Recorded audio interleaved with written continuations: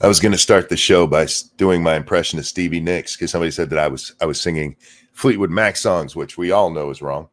But for you guys, the landslide brings me down. Look, guys, if I'd aborted a child, I'd be famous right now. Look how good I sang. Look how good I sang. Hi, guys. Welcome to the show. This is Monkey in the Morning. I'm Monk. Hope you guys are having a great day. It's been a couple of days since we talked. Nothing bad happened to me. I've just been very busy and very tired. I've been doing some home improvement stuff, and that's all done now. And honestly, it gives me a lot of hope because I did get sore, not going to lie to you, but just sitting down and relaxing for just a little bit, recovering very well, which is not normal for me. So I'll take being a little tired and sleeping an almost normal schedule. And yeah, that's where I've been. Hope you guys have been well in the meantime. I've been, happy and healthy as I get. So, but we're here today to talk about, oh God, we're screwed, y'all. We are screwed as a society, as a nation, as a people. Do you guys know who Soch 119 is? Do you guys know that channel? It's the Penn State sociology guy who films his classes and puts it online. I've been aware of him for a little while now because his clips keep popping up, and he has people up there. And what was the one that really blew up? I remember there were 4 kids sitting in front. I don't remember exactly. I've watched way too many of these things. But it blew up because he actually talks with the kids. And, it was the conservatives on a college campus. That's what it was. And asking the kids, hey, do you feel like you're being indoctrinated by lefty professors? Do you see a lot of leftism in your stuff? And I my opinion of this guy, the guy who runs it, I don't know his name and really don't care, but he reminds me of one of my uncles. Seems like a nice guy. He seems like he's trying to do the right thing, but he's quite clearly also a hippie, which makes me laugh. He's an old hippie who has cut his hair and got a job. But he's a college professor, so he's still a college professor. I do appreciate that good morning, guys. Hope you're well. I do appreciate that he does challenge the students and not just force his opinion on them. But sometimes he goes a little too far in not correcting their nonsensical bullshit. And that makes me nuts. Let's share this screen here. Now, the first video we're going to watch is actually from 8 years ago. And we're only going to watch the end of it. We're just this little clip here. They're talking about Black Lives Matter. And they're talking about, he starts this discussion talking about Colin Kaepernick taking his knee. And I'm doing this because the police be oppressing the black folk. When in reality, what he was doing was trying to get a contract negotiation and throwing a fit. And somebody told him, hey, that doesn't look good. Maybe you should claim it's for something else. That's really what happened. That is the truth of the Colin Kaepernick situation. He was throwing a fit because he wanted to get traded and there was no trade clause, or he wanted to be a free agent. There was no free agent clause in the year that was coming up. And he was demanding one, and they were like, no. And so he started sitting down, and then somebody whispered to him, hey, that looks bad. Maybe do it for, it's Black Lives Matter. That's what it is. And so everything blows up, and then we get, George Floyd. And suddenly it's like, the cops are killing all the Negroes. They're killing them all by the dozens. Every time a cop goes out, he empties every piece of ammo he has into a black person who's unarmed and just minding their own business. And that was the narrative. That was the narrative at the time. Like, no, the police are out there killing unarmed black people. They're just shooting them every day. And so he's got this white girl and this black girl up there, because what he does is he calls a couple of the students up to the front. And I don't know how he chooses them. Never seen how he decides that. But he has these two up there, and he's asking them what they think. Like, he asks them, how many people do you think, of all races, do you think the police kill every year? And they both say 1,000. And then he has the whole group like, you guys tell each other what you think too. And he walks around and asks a couple of people, and the general consensus is about 1,000. And turns out the number was like 961 for 2016. And the numbers that we're going to be using here are the numbers that the Washington Post came up with. And that is significant because the Washington Post even started doing the police kill people countdown. They started a whole portion of their website that just tracked police killing. They eventually got rid of it because it didn't show what they were trying to make it show. But anyway, so according to the Washington Post, it was like 961. I might be off on that number a little bit. It's in the mid 900s. So then he asked both of them, let's bring those ladies to where we can see them. We can back this up just a little bit. Instead of staring at the crowd here. Oh, well, there we go. There they are. So he asked each of them, how many of those 960 whatever do you think were black? And white girl answers first, and she goes, about 500. I think white girl answered first. And black girl, she's like, yeah, about 500. And the actual number was 223, I believe is the exact number. But it was 220. Less than half of what each of them thought it would be. And about a quarter of the total shootings that police engaged in. And so then he asked them, how many do you think of all races that the police killed were unarmed? And I'm not even sure I should answer now. But the answer turns out to be about 46, if I'm remembering the number. I watched this about 2 hours ago, so the exact numbers are a little fuzzy, but I think it was 46. He goes, okay, out of that, how many of them do you think were black? And that number turns out to be 22.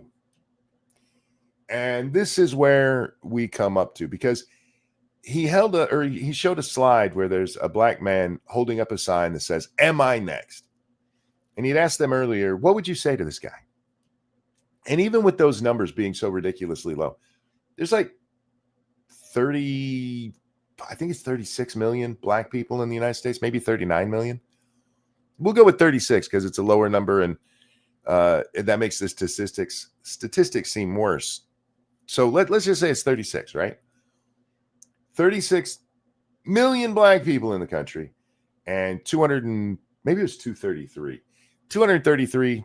Let's just call it 250. We're going to round up. 250 were killed by police. And he goes, what would you tell this guy? And they're like, yeah, you should probably still be worried.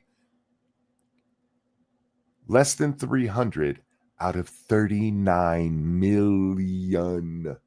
39 million.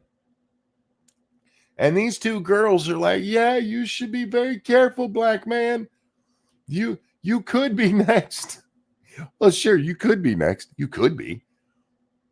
Chances are you won't be, especially if you're unarmed, considering at that point it's 22 out of 30 plus million.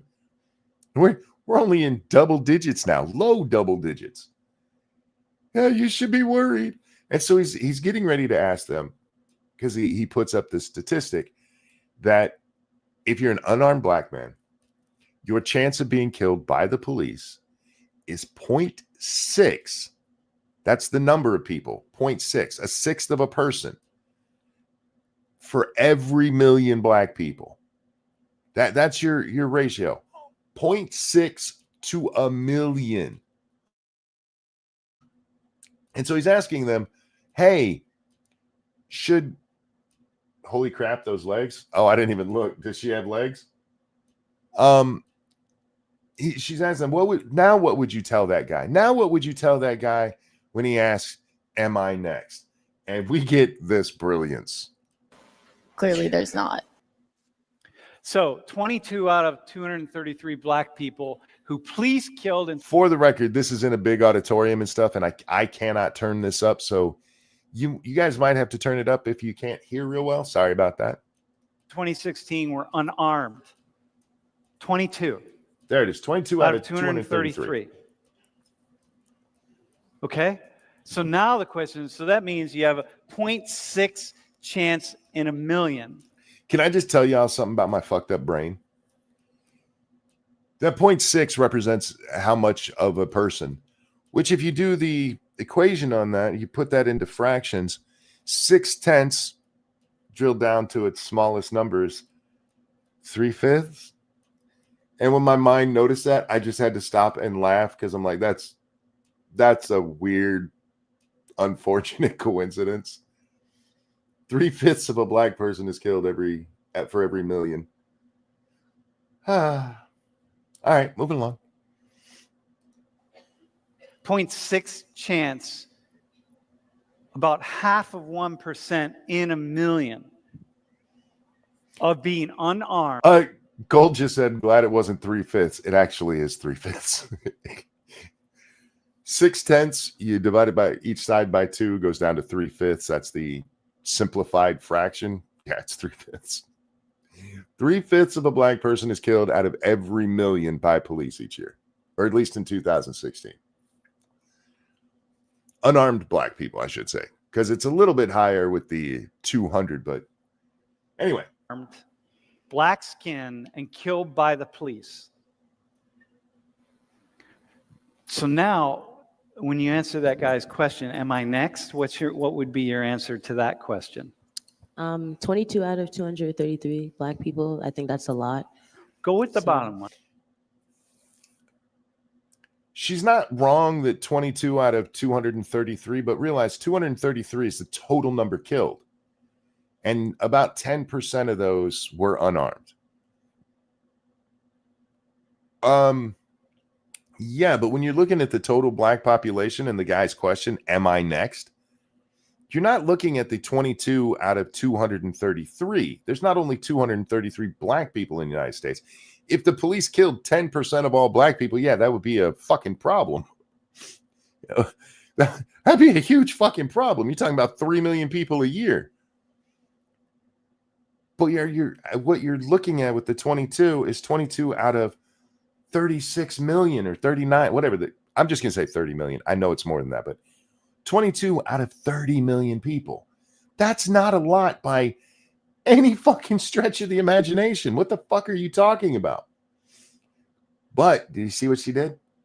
She went to the one that looks really bad. 22 out of 233. Yeah. But the question isn't, hey, if I get shot by police, what's the likelihood I'm going to be unarmed? Because that's what she concentrated on.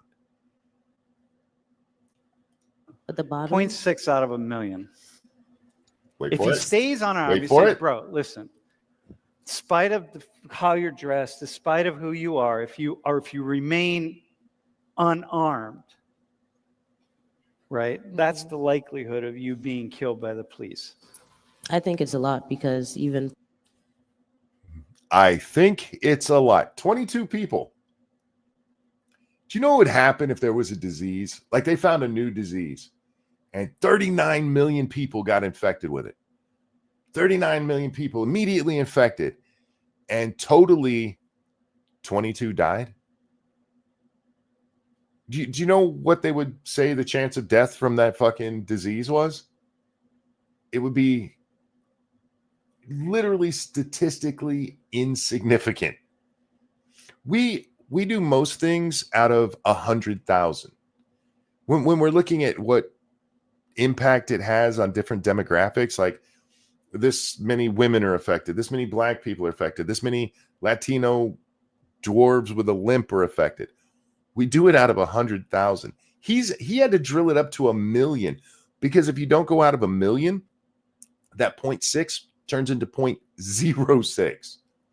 It's that insignificant.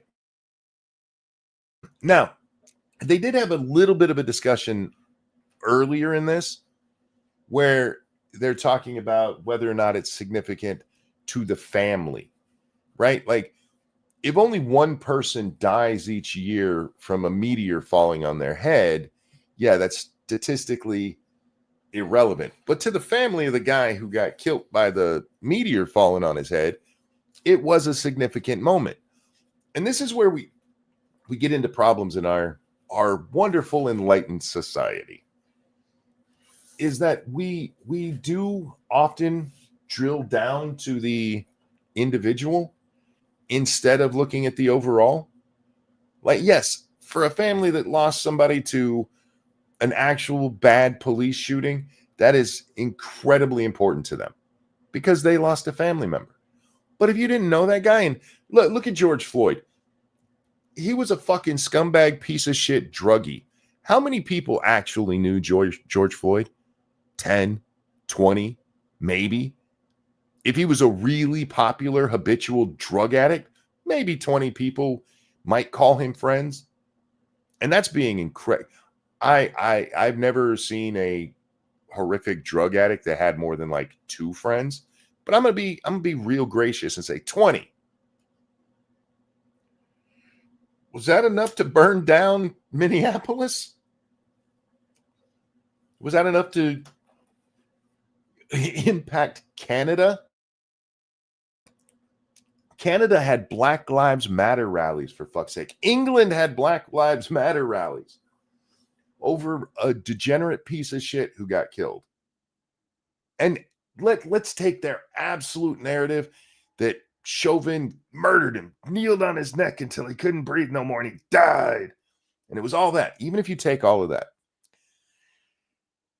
what statistically did that actually mean? Yeah, nothing. Not a fucking thing. But everybody got up in arms. Grrr, because he had friends and family, and I can empathize with what was going on. No, you can't. Shut up. People just get mad over nothing. It's like the bird thing in Canada. Like, if you never heard the story of those ostriches, like you'd be Ben Kenobi sitting in the Millennium Falcon. Like, oh my God, I just felt a great disturbance in the ostrich force. No, people just get mad about shit. And it's fine to get mad about shit. It really is. But you still need to have some kind of logical grounding, because otherwise you're just going to be mad about shit all the fucking time. And we're going to have to change society for every little tiny thing that happens. Yes, an unarmed black man who literally wasn't doing anything wrong, a horrible shooting from the police, that is a tragedy. And it's one that police officers should be held responsible for. But in the grand scheme of things, in 2016, the most that could have accounted for was 22 people. And even being unarmed doesn't mean they weren't being violent, that they didn't reach for the police, because that happens. You reach for a cop's gun, there's a good chance you're going to get shot, even if you didn't have a gun. Even if you had no weapon at all. So even if we're being as generous as we can to each of those 22 people and say not a single one of them, they were just standing there waiting in line to go into church because they're that good of a boy that they show up on Thursday for Sunday service and they just wait. They don't do anything else. They just wait and pray the whole time they're gone. And a cop runs up and shoots them. You're still only talking about 22 people. 22 people. Trying to run a cop down is technically unarmed. In this dangerous, you're right, but not right. In this statistic, they actually did account for people who were trying to run police over. And there were, I think the number was like 100 or something like that. Maybe 40 or 50. I forget exactly. But it was more than the ones who were unarmed. So yeah, that is even accounted for in this. But anyway, so no, it's still, that's a lot. That's 0.6 of a person out of 1 million. Do you realize that to get to a whole number, you'd have to have 3 out of every 5 million? That's actually where my brain hit the 3/5. I was like, oh, fuck. Yeah, or out of 6 million. The number that you have to get to for a full person is what? 1.4 million? So 1 out of 1.4 million. That still seems like a lot to me. Then you're an idiot. Then you're a fucking idiot. This is partially a problem with everybody being so empathetic and sympathetic and everybody being able to put themselves. Oh, Barack Obama, right? Trayvon could have been my kid.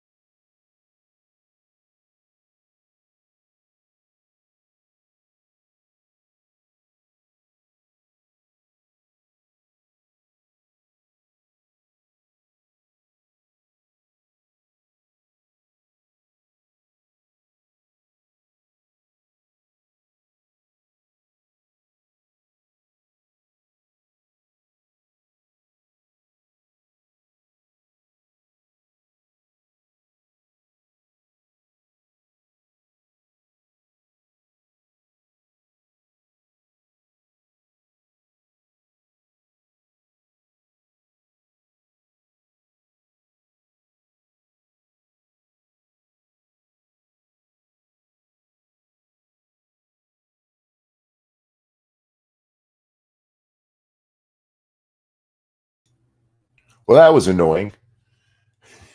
Hi guys. Hang on, let me get set back up to where we were here.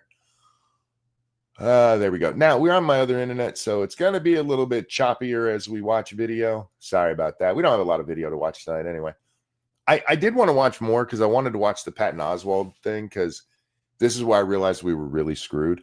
I watched several things tonight.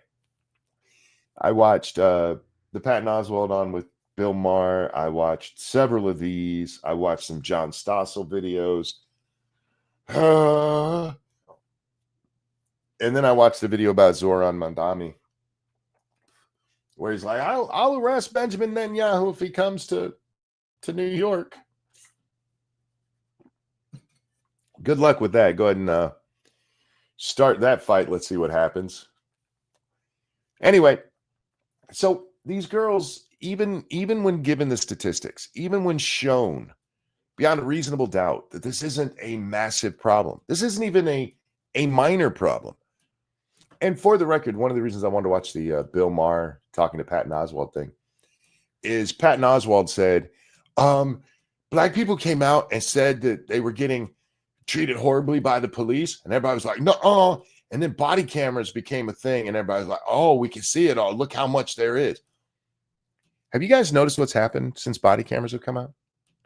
Have you guys noticed that as they spread body cameras, we've seen less and less of these didn't do nothing videos? We've seen less and less of these guys who are like, I know he was standing there in church. It was Friday. He'd been there since the day before, and the police just strolled up and shot him. Body cam has not implicated the police. There's a few, sure, but mostly body cam exonerates them. It's almost like criminals will lie to try to get themselves out of trouble. AP showed a little of Patton and Bill. I really would like to watch it, and we'll see what happens with my internet if we can get to it. Because if I can go back to the Starlink, that would be great. But we are having minor snow issues here today. So body camera vindicated police so much more than they implicated them. 100%. Yeah. And again, do you guys remember what was the big thing about George Floyd? He said he couldn't breathe. That's the same thing Eric Garner said. And it's amazing if you start watching body cam footage. There's tons of body cam footage channels here on YouTube. It is amazing how many people, as soon as they start getting arrested, once they have their hands in cuffs, I can't breathe. Apparently, getting arrested is the leading cause of asthma in the country. And you know why? It's because people are taught to say that stupid shit. Not in school, but from their friends, their family, their YouTube videos that they watch. Go back and watch. George Floyd pulled that exact same stunt, like what, a year before? The only difference is he didn't die that time. He pulled the same thing. I can't breathe. That motherfucker had the most weird asthma I've ever heard of. My asthma's tripped up by things like excessive dust, really, really extraneous exercise in the heat. That's what kicks off my asthma. Apparently, he had some kind of allergic reaction to handcuffs. I don't know, man. It seems like something medical science should be studying. Anyway, these two girls, they're like, yeah, it's still a problem. Still a problem. And then I watched this video. This one's a little bit newer. This one's only a year old. And they're talking about immigration. And our professor here has been asking these two guys right there sitting down, if the other two guys sitting down were taxpayers, what do they owe immigrants? What do they owe illegal immigrants? Because that is a lefty talking point. We owe them stuff. No, we don't. I don't know illegals a fucking thing.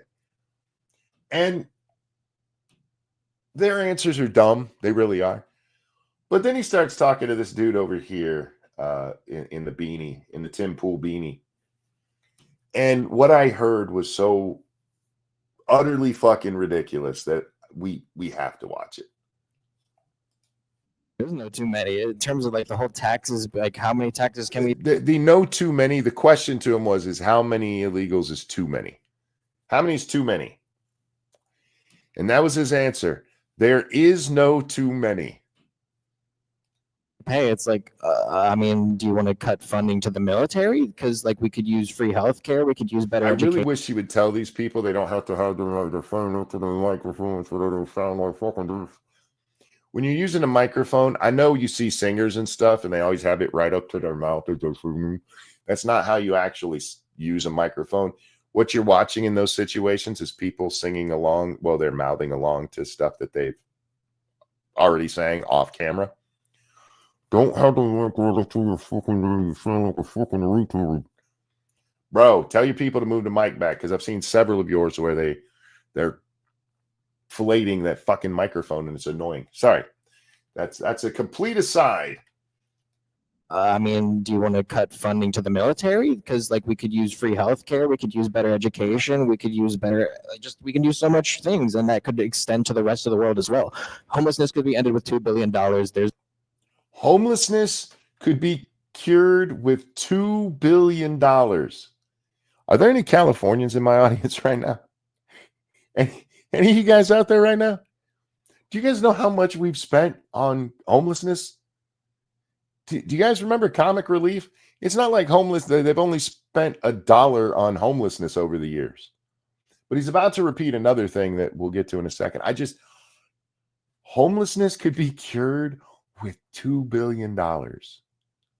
No, it can't. You're a retard. And this is where the professor should have been like, no, we have examples. Yes, I'm California. Yeah, I do. How much has been spent on the homeless? If we took all of the money, and we'll just go back to when Comic Relief was a thing. That kicks off in what, 86, 87, somewhere around there.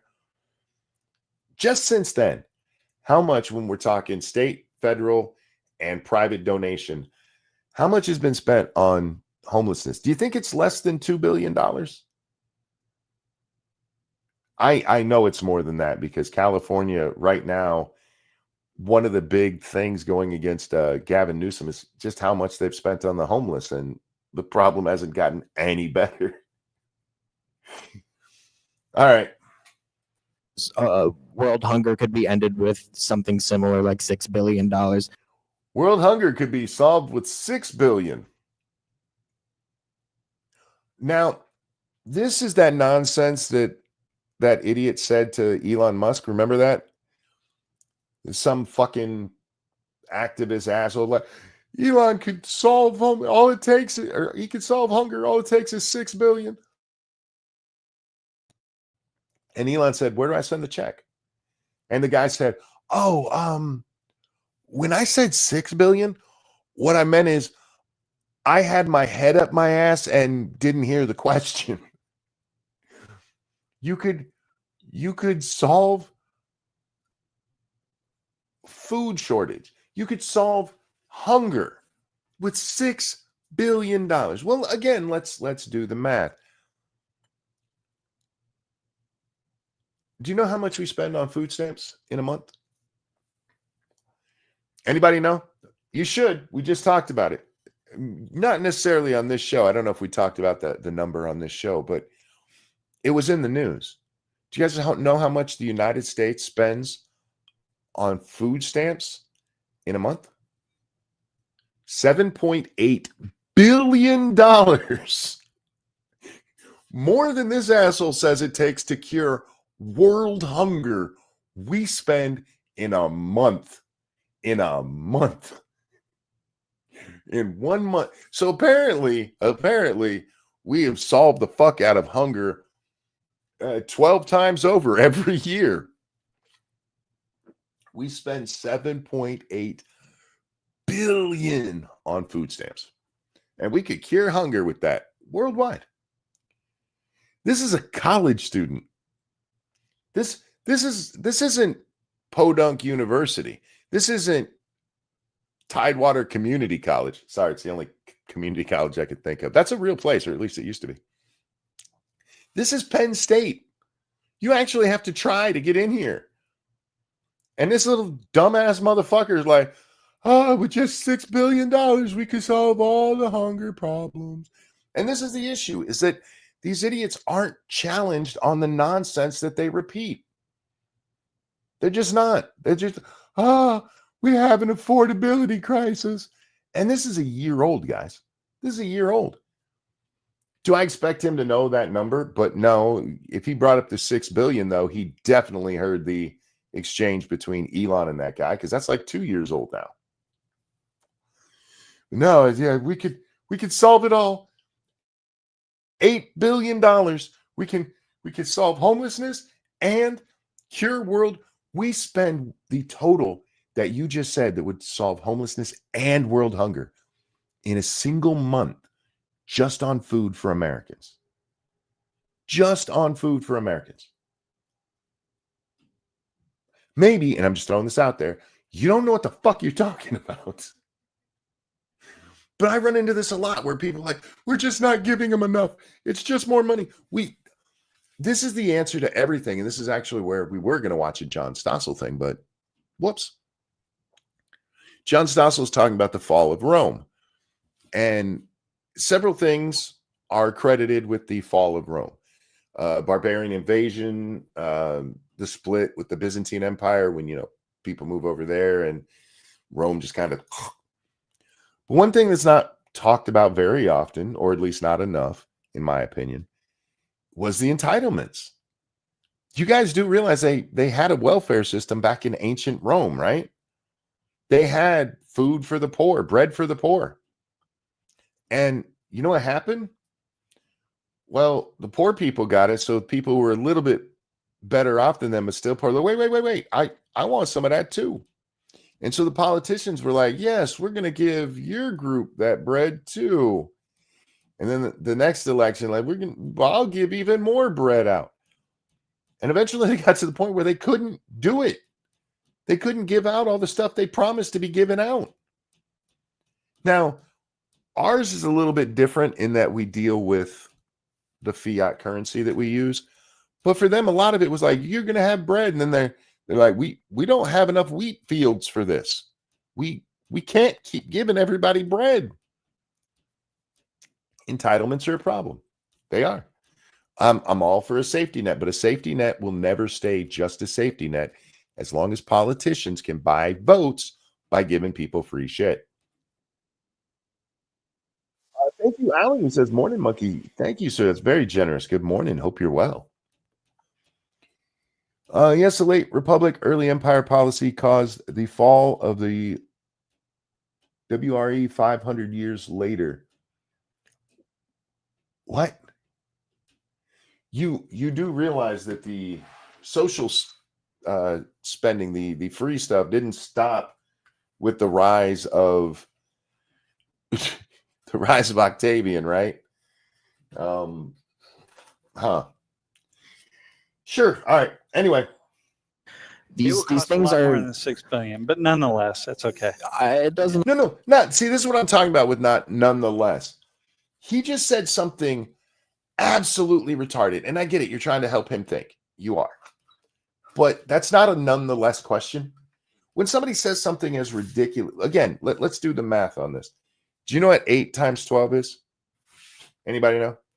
Right off. You guys remember your times tables? Did some of you even do times tables? I know some of you were younger. It's 96. We spend 96 billion on food stamps in a year in the United States. 96 billion. And if you want to use the 7.8 million, we just subtract 1.2.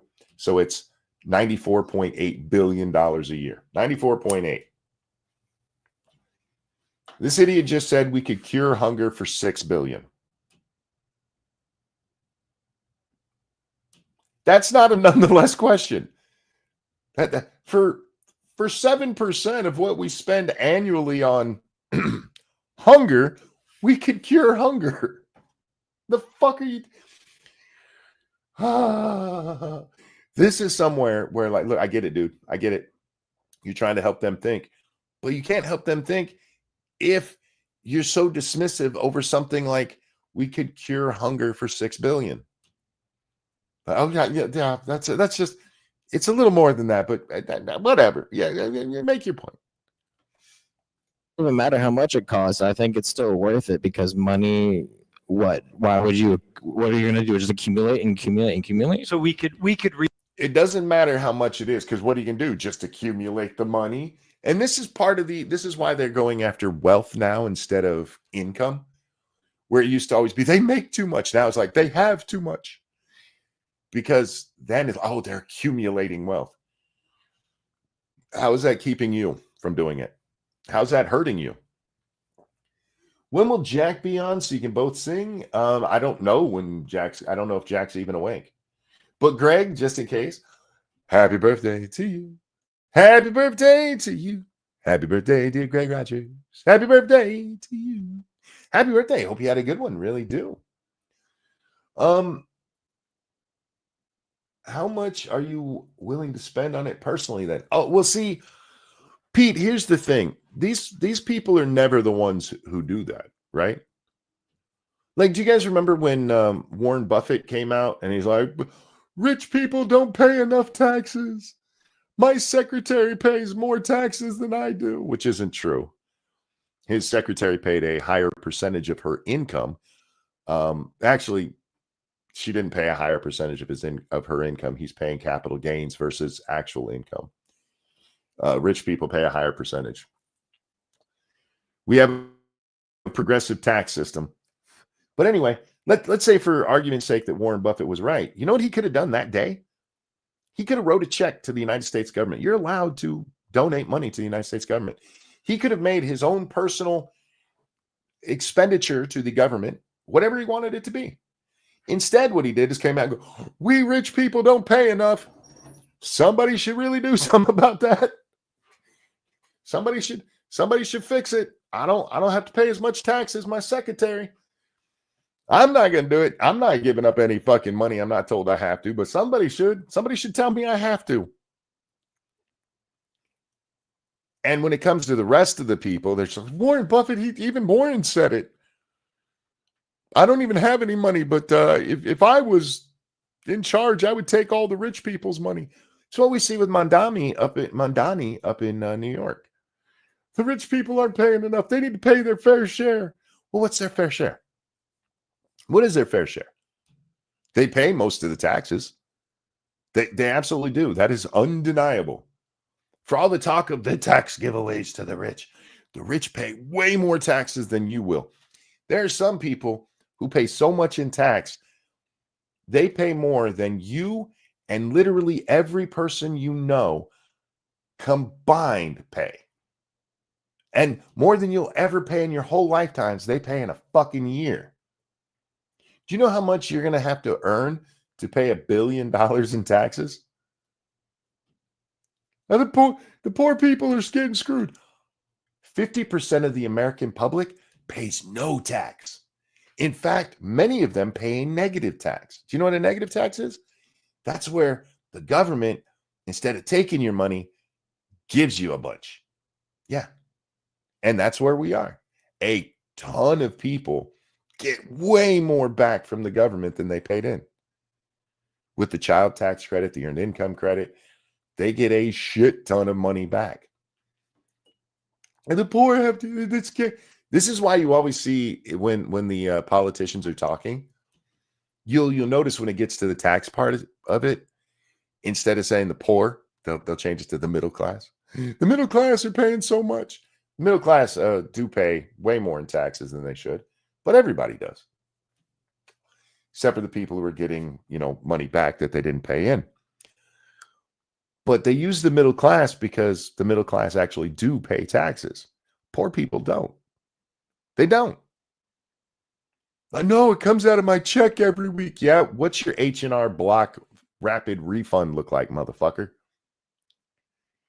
The welfare in Section 8, that's a big one. Well, yeah, I mean, when we talk about this, we don't really talk about all the benefits and stuff that they get too. Because I'm talking just straight cash money. When you file, and trust me, I was a poor guy. We had 3 kids.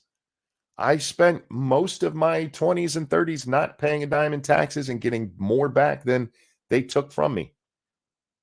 That is absolutely true. Look it up. I don't want you to believe me. I want you to go look. I want you to go check and see how much poor people pay in taxes. They get way more back in just actual cash, not an entitlement program like food stamps or housing or helping to pay bills. None of that shit. Just actual cash from the Treasury for taxes. They pay a negative tax. Reorganize, and what you're saying is we could reorganize the system so that we could address a lot of these problems. Yeah, I'm in. Oh, infinitely. We have enough resource. We in terms of the hunger thing too, is but we have enough food to feed everyone, more than enough food, but we waste it. So Lori, a lot of the food that people talk, because this is true, Americans waste enough food. We could probably feed the planet every day. I guess what you could do is ration it out so that nobody has more than they need. Because typically people aren't like, oh, I cooked spaghetti for dinner, I'm going to throw it all away. What usually happens is they make a little bit more than they need. And collectively, as a 330 million population, we do end up throwing a lot of it away. I suppose we could, I don't know, freeze dry it and send it to Africa, and instead of giving them UN food rations, here's some spaghetti monkey didn't eat. We have an abundance of food, but it's a lot of the stuff that gets thrown away, because you'll see this with like Walmart and stuff. Walmart started working with Feeding America, because a lot of their stuff they would throw away, and that was because it was outdated. So what they started doing is, as stuff got close to date, they'd be, oh, we'll give it to the poor people, which is fine. That's a noble thing. But it's not that we're just letting food go bad because, poor people don't matter. Alan, thank you so much for the donation with no message. Did you mean to send that, bud? I appreciate it. Don't get me wrong, but thank you. It's one of those things that if you look at it, it's like, oh wow, we do waste so much food. But when you look at the reality of how we waste the food, it's not because we're just like, fuck those poor people. They couldn't buy it. Fuck them. We give a shit ton of food away. And not just here in the United States. We have donation programs for overseas.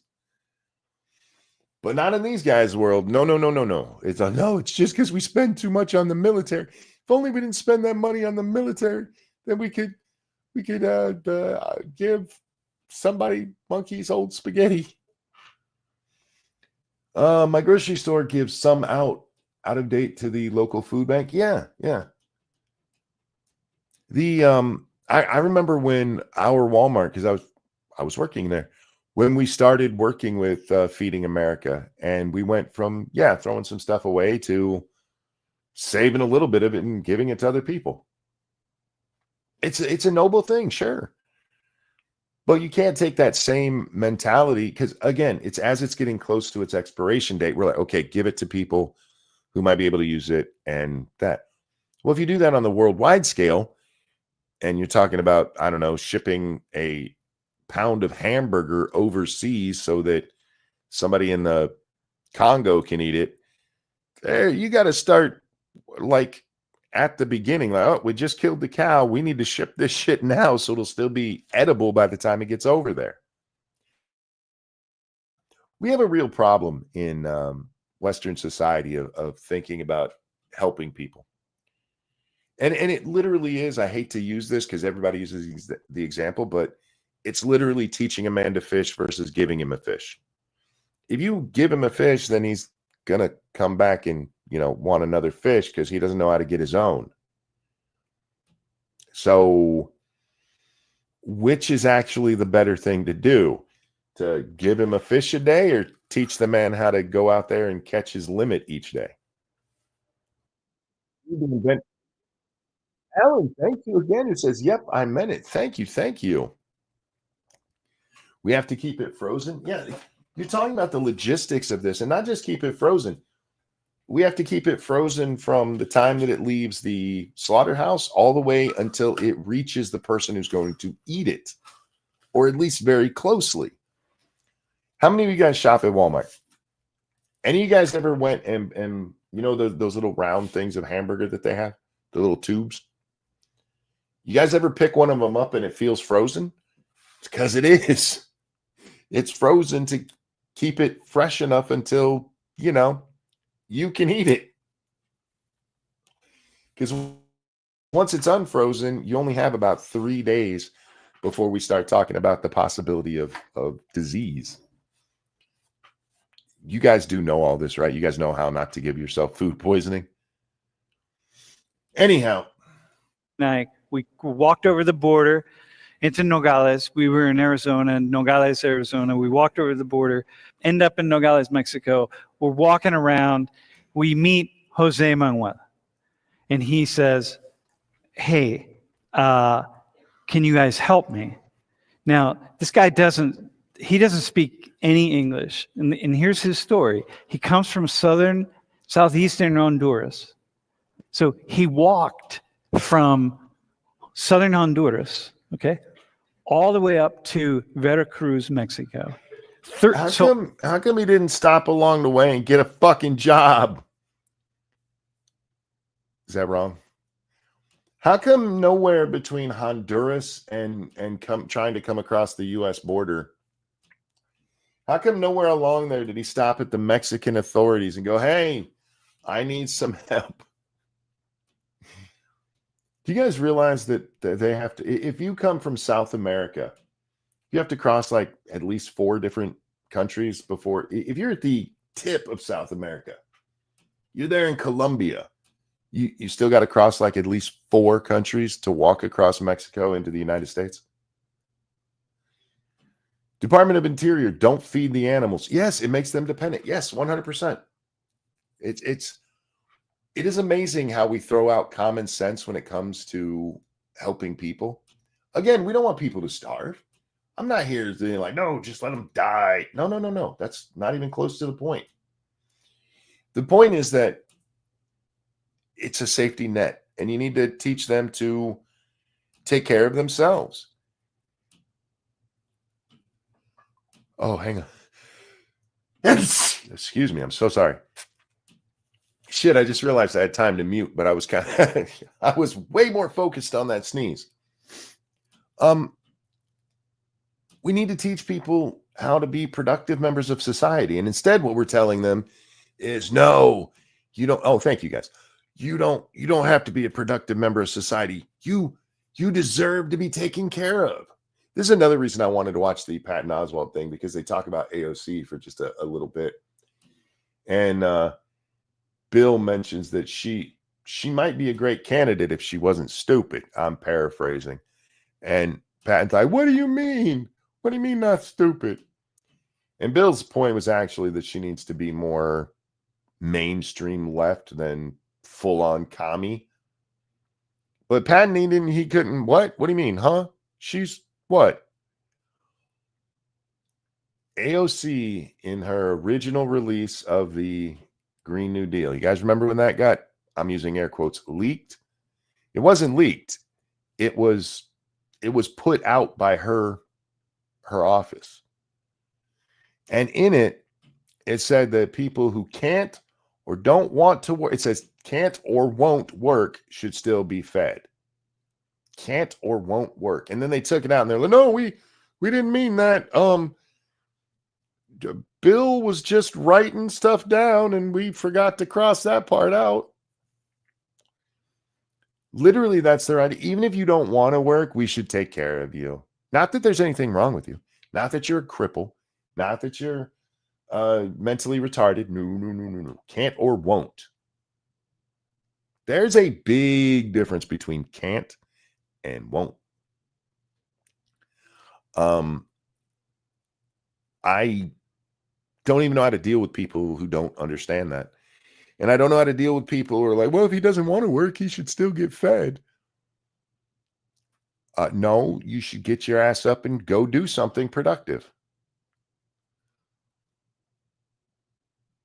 I can see how a mouse trampoline could work now. I don't even know what's going on there. Prayers for Nate the lawyer. Yeah, he was supposed to undergo brain surgery. He has a massive brain tumor, and I haven't heard anything. He was supposed to go in originally on Monday, I think it was, but he's going in Wednesday. That's today, right? What is today? Yeah, today's Wednesday. So he's going in he's got a massive brain tumor, and yeah, I wish him all the best. I really do. I've disagreed with Nate from time to time. I've agreed with Nate a lot. I think he's gotten lazy in his content, letting ChatGPT do most of it for him. At least last I watched, it was really annoying. Be like, oh yeah, here's this subject. Let's ask ChatGPT what it means. Like, fuck. Anyway, but yeah, Nate, I'm not a religious man, but you have my best thoughts. Hope that's enough. All right. Understatement wanted to piss me off. So he sent me this retard. Before we get to that, I want to try to switch back to my other internet and see if it'll work for us. So that we don't have the choppy video, because this one's much longer. So hang on a sec, guys.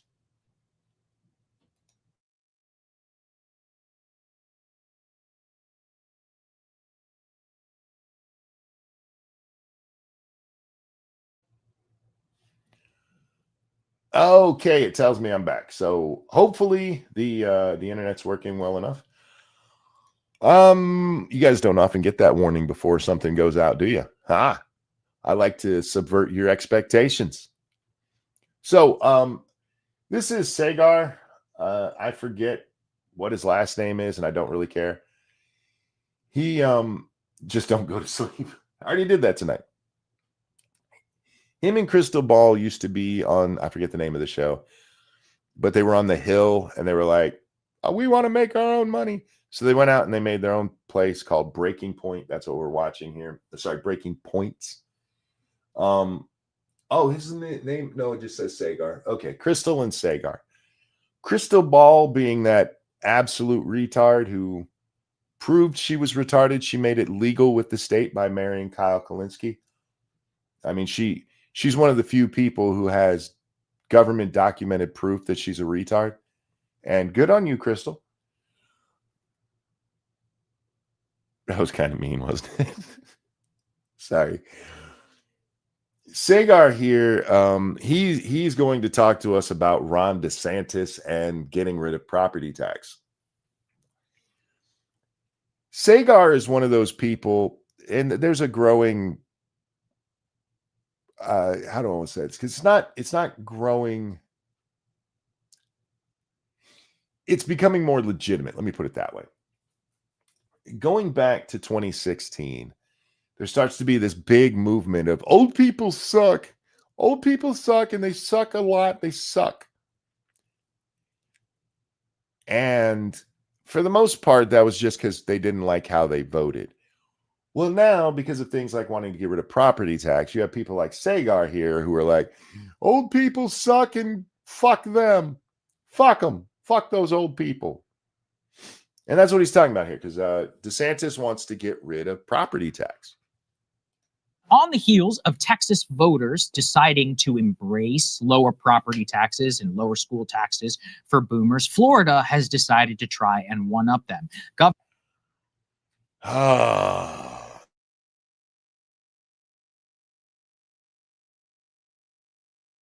Even Jesus said, if you aren't willing to work, you shouldn't eat. Thank you, Circus Zero. Yeah, you should work. You should do what you can. And trust me, as somebody who understands that there are limits on things people can do, I get it. But if you can work, you should be. Ugh. Anyway, let's back this up. One of the reasons that these idiots are all like, no, we have to have property tax, is for schooling, because that's what property tax is mostly known for doing, is that it provides the funding for the schools. The schools, the Democrats tell me, are all shit and need more money, by the way. We just had a millage for the second time in 2 years for a ridiculous sum of money to upgrade our schools. And I'll just give you the numbers. Last year, they wanted $80 million, and we all said, fuck no. But it's okay, because they put it up again for a vote this year. And I really should go look and see what it comes out to, because I didn't check the vote. I did go vote, but I didn't check to see how it turned out. But they were going to save us money, guys, because instead of $80 billion, the new proposal was for $76 billion or $1 million. 80 million down to 76, man. They're really trying hard to save us money. Look,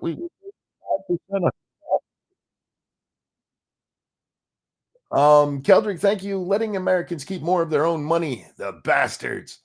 Well, remember, it's not just when we're talking about property tax, it's not just keeping your own money, it's keeping your home. If you can't pay your property tax, they take your home. So, like, you want old people to have to pay and lose their home if they can't. You guys remember when we decided it was bad to make old people homeless because taxing? I mean, how many movies and stories have been written about somebody who couldn't pay their tax bill? They're just going to steal old people's homes. Property tax is proof you don't own your property. Yes, 100%. Absolutely. I know it's ours. But anyway, they always point it towards schools. Like, look, if we don't do this, we can't pay for schools. You could tax other ways. You could have a property or a sales tax. You can do that. No, it's much better to, have the threat of losing your home. And remember, we're talking about people who own their homes. Like, I own my home. But every year, I have to give my local government thousands of dollars so they don't kick me out of my home. Imagine that with anything else you own. Imagine your couch, right? You're sitting there one day and the government comes like, no, you don't have that couch anymore because you didn't give us $100 a year so that you could keep that couch. I know you bought it free and clear. You got it at a yard sale so you could save money. But, we need money. So you either give us money or you don't get to have a couch anymore. Apply property tax to anything. Sense. Alan, holy moly, dude. Thank you. Says monkey tax. I appreciate that. Thank you. I own my home and 16 acres of land. They want to take it if I don't give them $400 a year. Bro, I will trade you taxes. I own less than an acre, and ours is thousands of dollars a year. Anyway, so Dickhead, he had some more stuff to say. Governor Ron DeSantis now fully erasing all property taxes for so-called homestead owners in the state of Florida, with one of the oldest populations in the entire United States. Here is the old. It's all the old. The governor's argument. From the property tax situation. It's very important, given how that's pinched so many homeowners, particularly our senior citizens who have their homes paid off and they bought it 30 years ago for a certain amount. Now they're being told. I just want to stop there and point out that he is paying particular interest to the seniors, but he didn't place this as only for the seniors. He said for homeowners, which, by the way, even if you have a mortgage, we consider you a homeowner, even though the bank technically owns it at that point. But did you catch the way that Sagar put it out there? Hey, he's helping the old people. It's worth so much more and they have to pony up more and more money. It's almost like they have to pay rent to the government just to be able to enjoy their property. And that's wrong. We need to do something about it. We're going to do something about it. Okay. So Okay, right there. Let's stop right there. One, I agree with DeSantis. It is having to pay rent on your own property, 100%. And that's stupid. It's mine. I shouldn't be having to pay this. But did you catch what he did right there? Listen to what DeSantis says. And that's wrong. We need to do something about it. Okay, that's wrong. We need to do something about it. we're going to do something about it. Okay. I know it's subtle. And you can even make the argument that maybe that's what Ron meant. But what Ron said is, we need to do something about it. And he came back with, we're going to do something about it. How can I trust literally anything else you say from this point on when you just so blatantly misquoted him? And you've clearly seen this before because you brought it up as a story. So you knew this was going to happen. And you still couldn't get that part right. Cool. Not about his Let's- sparkling charisma. Yeah, you're right. By the way, ever since I've engaged in a jihad against this, Ron DeSantis is now on Twitter implying that I'm being paid as an actor to dissent on. Who's paying me? Notice he doesn't bring up any proof for this. And this is why I wanted to highlight what just happened. I went over to DeSantis's Twitter. I did not search a lot. I'm not saying this guy's wrong.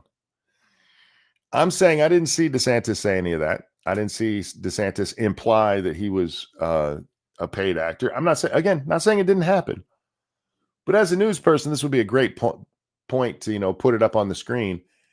And given that you just, lied about what you showed him saying, I don't believe you. I don't believe you that DeSantis is out there implying that you're a paid actor.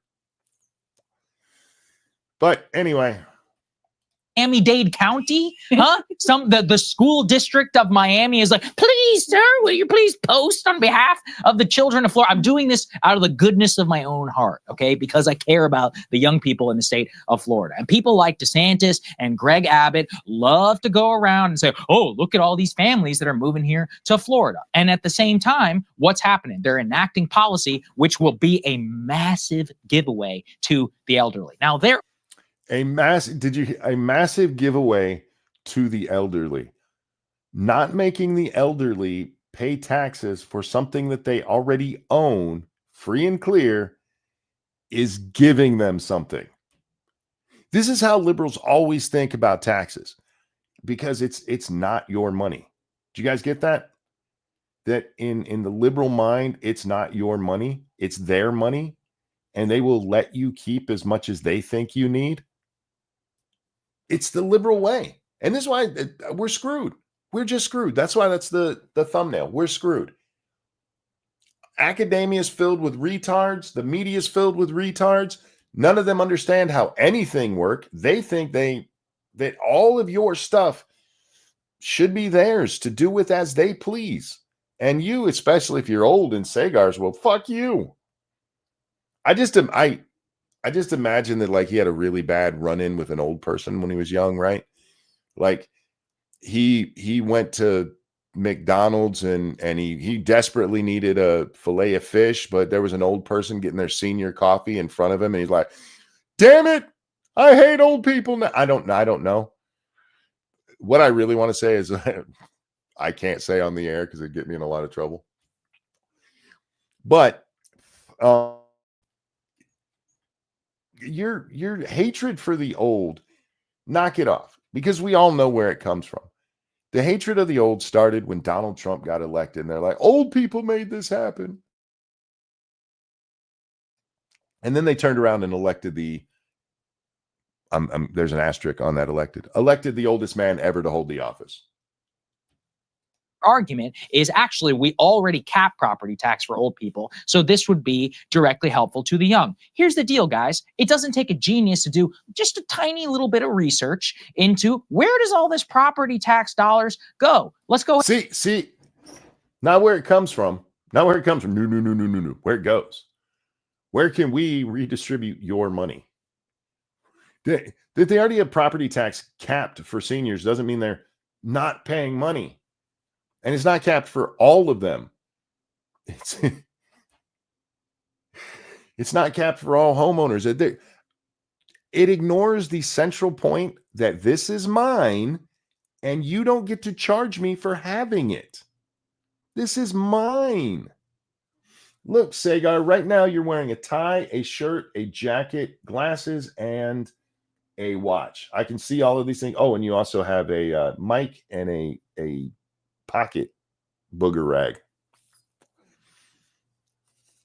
I decided that to pay for schools, if you own those items and your name is Sagar, you have to give me $10,000 or you're going to jail. And I get that $10,000 every year to pay for schools. And you can't say no because it's for schools. So 1, 2, 3, 4, 5, 1, 2, 3, 4, 5, 6, 7 items that I just counted. You owe me $10,000 for each one of those because you wore it in this specific way. And I'll give the money to school. You owe me $70,000 or you have to go to jail. That's it. What do you think, bud? Keldrick, thank you. It doesn't take a genius to figure out, oh, damn, then you must be a special kind of retard to be so wrong. Well, what he's getting at is that it goes to, because this is the emotional argument. This was the Bill Clinton thing. This is for the kids. If you say it's for the kids, nobody's allowed to question it. This is for the schooling, y'all. It's for the schooling. Go ahead and put, let's put this up here, please. E4 up on the screen. Shall we deal with the world of numbers and actual funding? So here we go. This is the Florida Policy Institute. $18.5 billion is currently at stake for Florida counties. Now, the actual question here is about this so-called homestead tax property tax revenue. That's $7.8 billion for counties, $7.7 billion for school districts. Let's go through the. Wait a minute. How is something that's $7.4 billion going to cost them 18? Okay, from here on, I haven't seen this, and even this part, I wasn't paying attention. But the property tax for homesteaders would cost $18 billion, according to new research. The organization found that at the county government and school district level, about 36% of property tax revenue comes from taxes levied on homestead properties, roughly $7.8 billion, and $7.7 billion for districts. While at the municipal level, homesteading property tax revenue totals about $3 billion. Okay. So the counties get $7 billion. The schools get another $7 billion. Why? Okay, I'm so confused. I'm so confused. Am I the only one that sees double dipping here? Am I the only one that's like, wait a minute, the schools only get $7.7 billion, the districts. The counties get $7.8 billion, which gives us what, 15.5, and then the other 3 for the municipal. What is the municipal level? What? This seems like a scam to me. Am I the only one that feels like this is a scam? Because shouldn't that money all be going to the school district? Okay. All right. Look, I don't know. I haven't seen how they pay this shit out. Counties where the homestead property tax revenue is the greatest share of the total government revenue. You've got multiple the greatest share, it's still 36%. So if we do the math on that, basically divide that in half, right?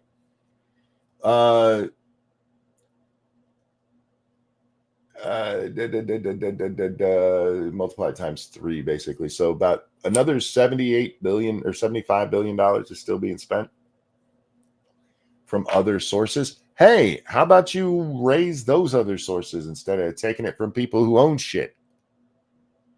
Counties, including Nassau, St. John's, St. Lucie, and Miami-Dade, would lose most revenue in dollars from an exemption of homesteads from the property tax. Their basic argument is that by doing away with this, we'll shift the tax burden to the snowbirds and the second homeowners, and this will make it so that, quote, young families will not have to pay. Here's the deal. That ultimately, property tax is literally one of the least distortionary taxes that exists in the United States. Least distortionary taxes. What he's suggesting there is it's the least impactful. He used a really stupid word. It doesn't matter. It does not matter if the tax is distortionary or not. It's my house. You need to make an argument why it's okay for you to take my house if I don't give you money. This sounds like a fucking mob racket. It should be a shame something happened to that house. I'll give you some money, or you give me some money, and I'll make sure it's protected. I'll make sure it's good. An immoral thing is not okay because it doesn't happen very often. How come they don't apply the Black Lives Matter thing to taxes? Well, it's only a little bit, so it's not that big of a deal. For young and old and, middle-aged and what's between young and middle-aged and old? There's got to be something there. They're 20-somethings, right? Your taxes, I'm imagining, he's talking about Miami-Dade County, right? That's not cheap taxes. That's not cheap taxes. So we'll use my taxes, right? In Miami-Dade.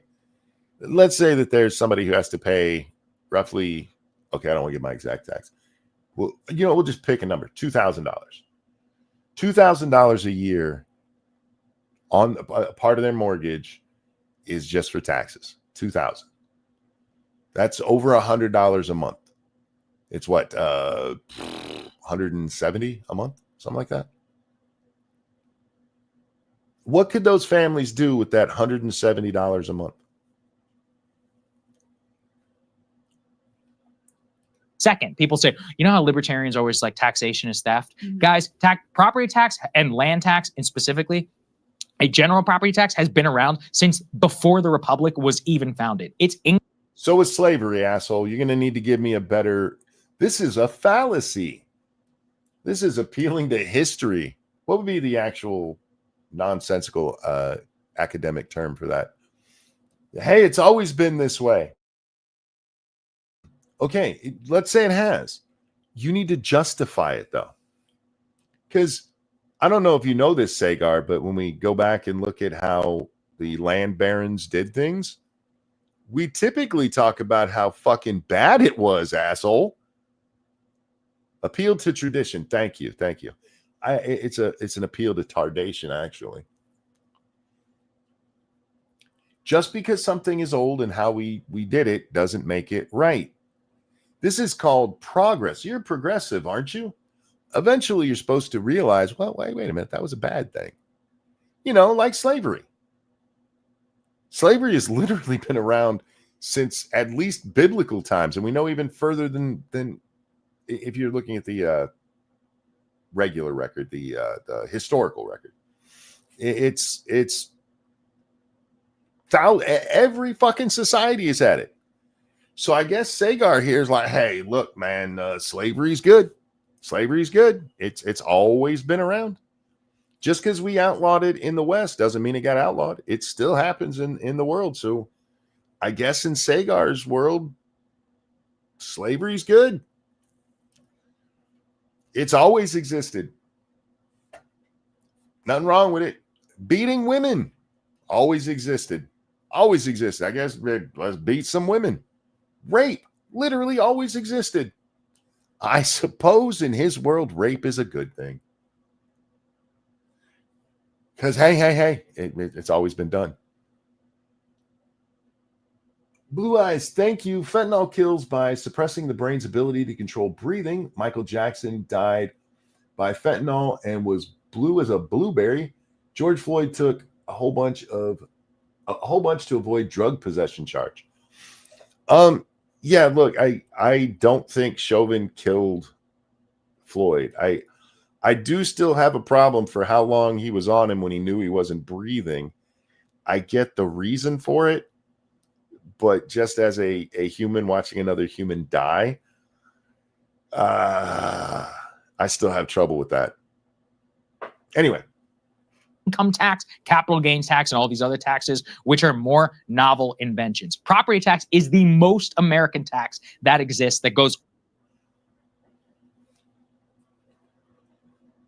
Hey, shit dick. How old is democracy? How old is democracy? It's not that old. It's really not.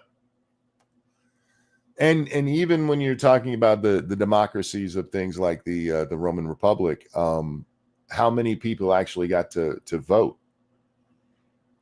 This novel concept, we learn, we expand, we see what doesn't work. We realize, hey, maybe punishing people for owning something is the wrong thing to do. I mean, we should. We don't, because people like you exist to try to convince young, dumb people that they're being screwed over by the elderly. But, you know. All the way back to, again, even before the founding. The reason why is, and again, this is even a Republican thing. If you think about it, when we pay income tax, where's that shit going? Do we really know? Venezuela, regime change, Israel, weapons, you know. Had to go to the Israel. Goes to Israel. The income tax predates Israel, you stupid shit. You can look this up. It takes a lot more because it's a much bigger pot. I mean, remember here, we're talking, we'll just round $100 billion for the education system there in Florida. The national budget is like $5 trillion. Actually, I think it's $6 trillion. You can go, hey, I'm all for finding out where every fucking dime of that is spent. Who knows where that goes? Okay. You told me that 7.8% of this went to the counties. Where'd that money go? Well, it went to the counties. Yeah. But where'd they spend it? Well, county business. What's the county business? What did they use it for? See, he's making it sound like we have some deep accounting of how because, hey, we said it goes to schools. Okay, what else? And how did the schools spend it? But you don't know where your money went. Well, nobody does, because literally nobody has an exact count of where every dollar of the United States tax base goes. And it doesn't matter if it's on a federal level or on the state level or on the county level. You have to get really fucking nerdy to drill down to the minutia of it. I mean, we don't know where this money goes. It goes to Israel. Okay, that's the same as saying it goes to the county, you fucking retard.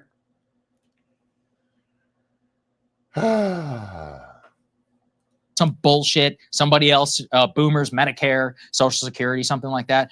I just want to point out, because he's talking about where the money's going. Told you guys we had a millage proposal for the last 2 years. The massive part, the most major part of that is to construct a really big auditorium. That's why old people need to be taxed, to build a really big auditorium for a high school that is smaller than my graduating class was when I went to high school in Virginia. The entire school is smaller than the graduating class of my Virginia school, and they want an $80 million bond to build a fucking auditorium. Hey, it's going to schools, so we can't question it, right? At least it's not going to Israel. At least it's not going to them damn Jews. Oh, wait, I'm pretty sure there's a couple of Jewish people in this town. Maybe we can make Sagar and Crystal change their mind on this if we point out that Jews go to school in Florida. When you pay property, Did they consider a bake sale? Okay, Pyrus. Just a little background on this. I wish they would. This school district, my entire time living up here, they keep trying to get millages passed to redo the high school. And one of the early ones was another $80 billion one where they wanted to build a new school for the high schoolers. There's nothing wrong with the one that exists because they want to use it for the middle schoolers. They don't want to get rid of it. They just want to, they want a new fancy one. They wanted to have, I think it was 10 special ed classrooms. This is a school that has less than 500 students in it. And they wanted 10 special ed classrooms. There's not 10 special ed kids in the school. They could have given a class and a half to each of the retarded kids and still had a classroom left over. Ugh, I hate these people. Anyway. tax, you literally know where it is going into your locality, your community, and schools. If I give my daughter $100, I know I gave my daughter $100. I don't know where she spent it. This is such nonsensical argument. You know, it goes into the locality. Okay. You just told me the federal government money, my income tax was going to Israel. I know where it's going. If all your point is that we don't know where it's going, you just told me you knew where it was going. What are you talking about, dummy? And see, there are people who watch this. This is something like the number 18th rated show on YouTube for podcast viewership. It's like 38 or something like that on something else. I saw something about this earlier today. There are people who are listening to this and being like, yeah, that makes sense to me. There are people listening to this and they're not questioning at all the fact that he just said, you don't know where your money's going, then named where the money went.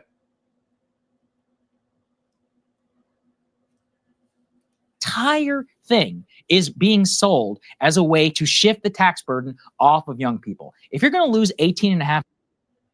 You just played the clip of DeSantis where he said it's mostly affecting the elderly. The whole thing is like, it's just for young people. Could you make up your fucking mind? You started this with that DeSantis thing and like, oh my God, he's trying to help the old people. But they're saying it like you played his clip, dickhead.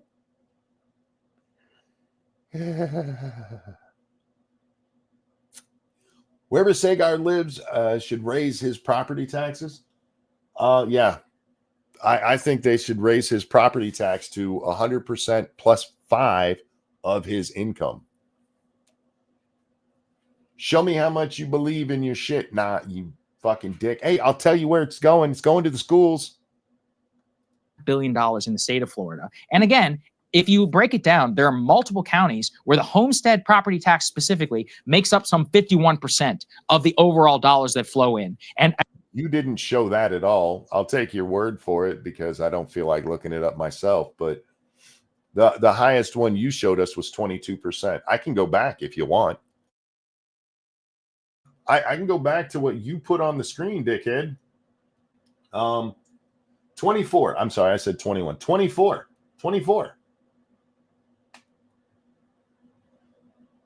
But I'll take your word for it that in some places it's 51.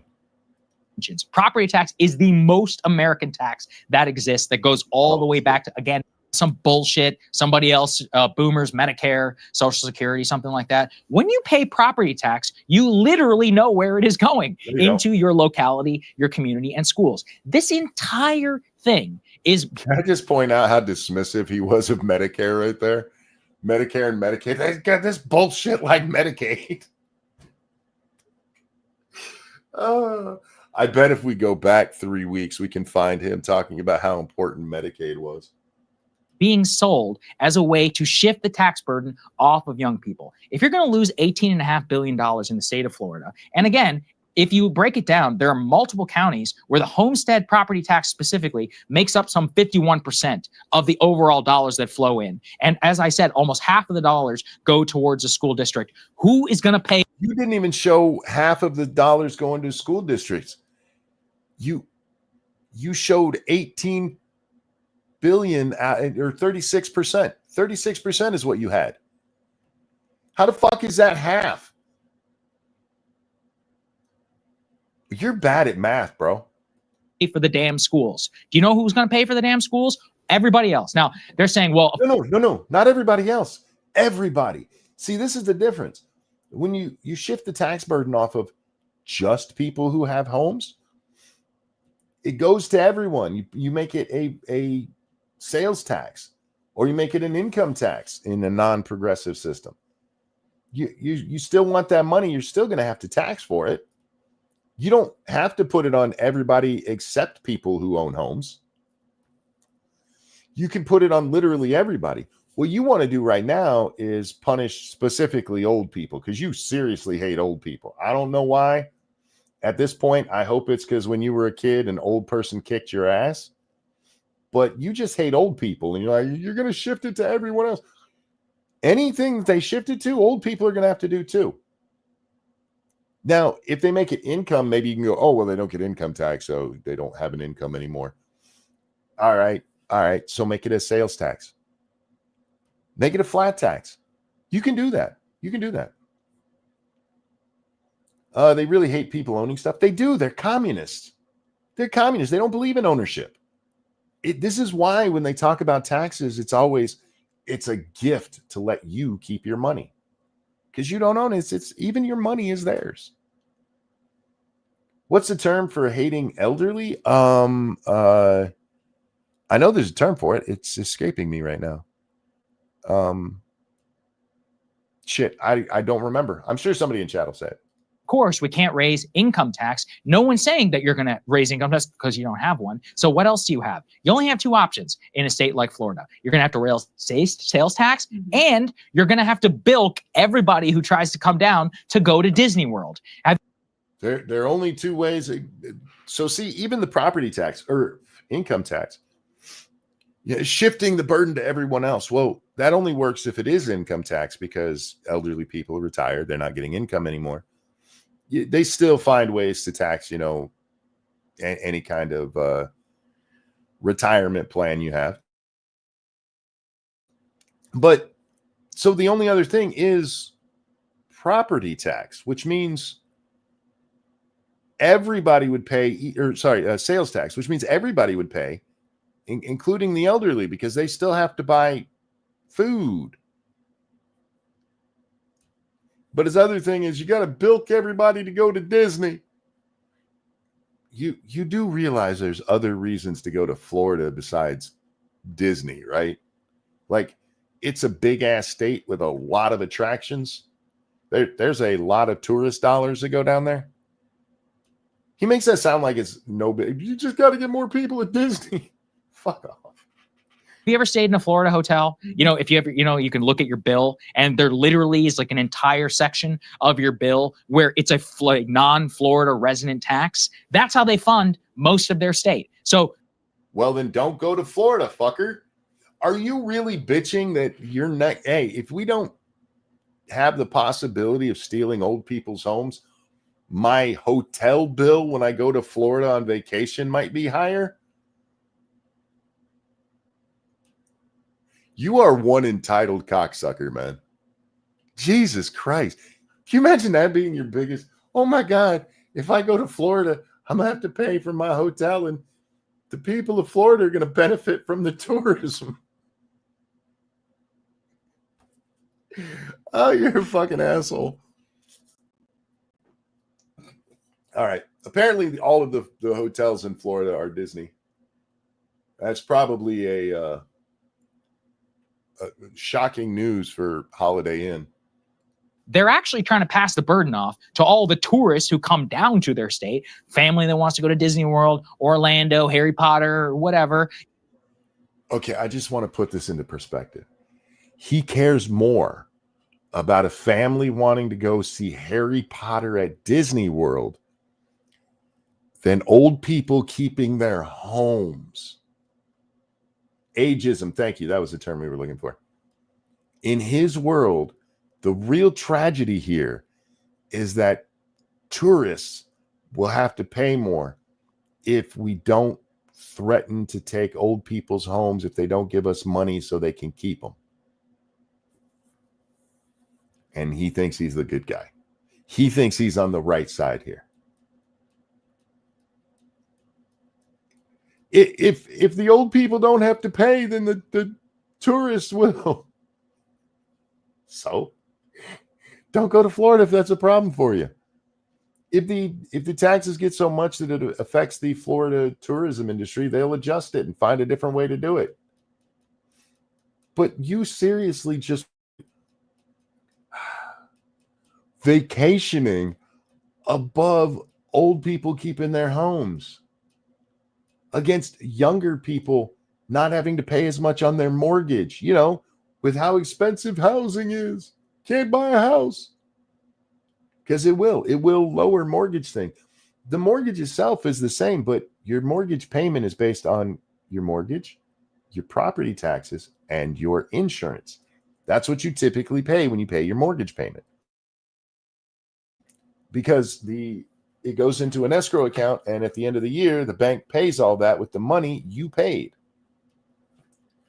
So if they don't have to collect your property tax because you're not paying a property tax, your monthly bill goes down. But the kids from Willy Wonka now want to go to Disney. And he is quite sure that is more important. That's much more important.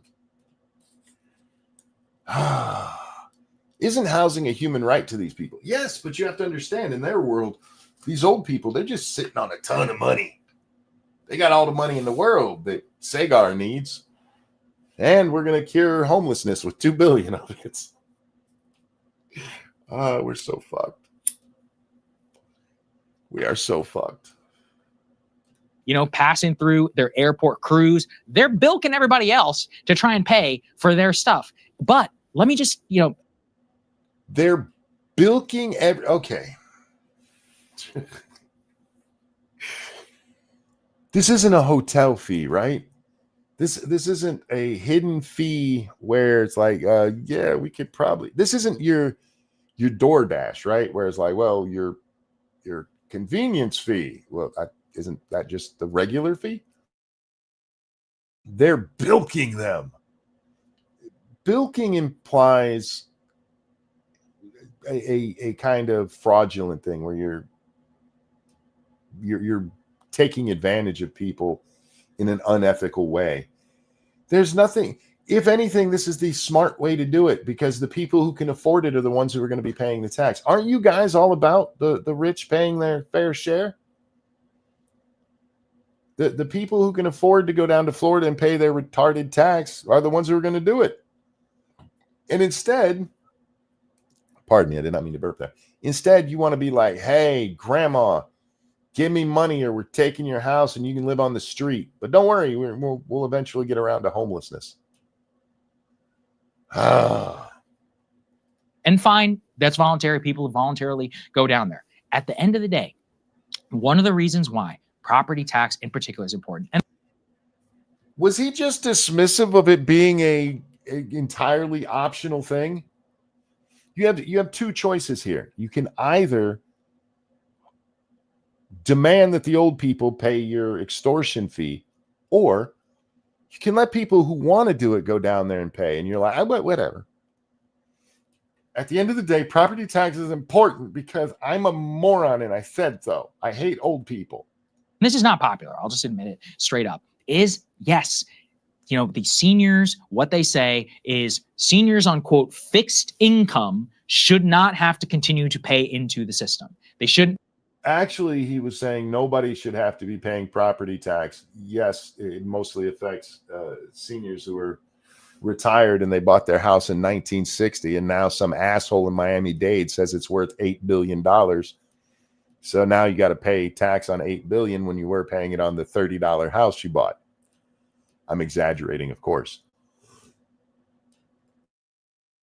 But I need this fucker to make up his mind about what the reason is, what the stated reason, because so far he's told us that it's being sold as a thing for young people, and now he's like, it's being sold as a thing for old people because they shouldn't have to pay. But let's go back. I want to hear this in its entirety. Maybe he'll make sense for the first time this video. Quote, fixed income should not have to continue to pay into the system.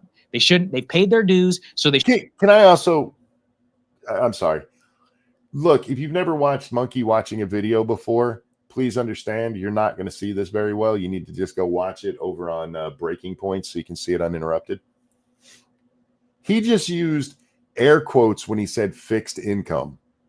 He said so-called fixed income. Should not have to. What they say is seniors on quote fixed income should. Seniors on quote fixed income. Oh shit. Apparently that's a meaningless term. That's a nebulous term. That's just some nonsense that they brought up. Do you know why they say fixed income? It's because these are old people they put into their retirement. They're pulling from that retirement now. And the idea of them going out there and getting a second job or working some odds and ends here and there to get a little more income is out of the imagination. They're fucking old, you dick. Why does Monkey keep pausing videos? Yes. Yeah, exactly. He did air quotes for fixed incomes like this is some kind of conspiracy theory. You can tell he has money. He thinks like others do. I don't even know how much money this guy has. I don't necessarily think he's very wealthy. He might be. But please understand, this is, you would hear this say, we just watched that college kid, right? College kid talking about how much we need to spend on illegals and all that. That kid didn't have much money. He's not like, he might have had some growing up, but he's not independently wealthy on his own. But this is the nonsense that he's taught by morons like this. Like, no, they all got the money. So it's repeated by really poor people. Anyway, sorry. Should not have to continue to pay into the system. They've paid their dues. No. It's not that they shouldn't have to pay into the system. You fucking lying piece of shit. It's that they should not have to pay for something they own. So they shouldn't have to pay for school tax. Now, let's again just think about that. No, I will say that I do not agree that people who aren't in school anymore or don't have kids in school shouldn't have to pay for school taxes. I think that's a nonsensical argument because when you were in school, you weren't paying for it. If we're going to have a public school, it's got to be paid for. And yes, it's all of society benefits from having an educated society. So no, I'm not one of those people who thinks that it shouldn't happen because old people, they don't have kids in school anymore. I don't give a fuck. That's a dumb argument. They shouldn't have to pay property taxes because they own the property, fucker. It's the same reason that any tax should be weighted against is it fair? Older silent generation, they paid for the boomers' children's school taxes whenever they were going to school. But second, we all live in. They paid a lot less on a lot less. We spend the most money of any country in the world per capita, per student. And where do we rank in literacy? Where do we rank in math? Where do we rank in science? We spend a shit ton. Maybe, and I'm just throwing this out there, we're spending too much. There's an interesting phenomenon going on in Hollywood right now where you have all of these blockbusters where they're spending 100, 200, $300 million to make a movie, and the movies suck. And then you'll have this gem that pops out of nowhere where they spent like 50 million. And it's a well-written, well-done story. And people are like, why did so many more people like the cheap movie than the other? Because you have to get inventive when you have less money. When you have more money, you can just be like, yeah, we need diversity officers in every school. We need to have money for the gay club for the 6-year-olds. Maybe, and I'm just throwing this out there, if we actually cared about education, we would cut back on all of this nonsense and be like, here's your budget, make it work. A collective society. We pay for their Medicare, for their dialysis, for their social security checks. By the way, vastly more that they receive than they ever paid into the system. And in return, we expect that they also pay into, let's say, property taxes, school taxes for the societal compact that we're all. Okay. All right. How about they pay for their Medicaid and you pay for schools? You know why they go after old people? It's not because they're old. I mean, it is, but because by the time you get into your older years, you've accumulated stuff. And it used to be, especially with home ownership, right? You had a home. Why did you have a home? Well, because you just worked 30 years to pay off your mortgage and to keep it up. And the 20-year-old who's just coming out of junior college, he's like, I'm making $5 an hour. I don't have a home. It's also why the wealth, remember, wealth. It's not about income anymore. It's about wealth. They have so much. They own stuff and I don't. It's a wealth issue. This is pure class warfare. That's what this is. You're young and poor. Look at what the old people have. Well, the old people have more money. They tended to save.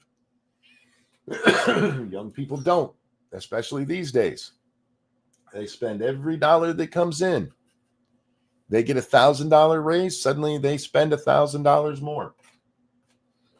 This is just class envy. That's all it is. They're just doing it based on property taxes. All in this together. Oh, and by the way, 911, ambulance services, city services, and others. Anyone want to tell me which age group vastly consumes a lot of those public services? Right. Young people. So at the end of the really young people. Because young people get hurt a lot.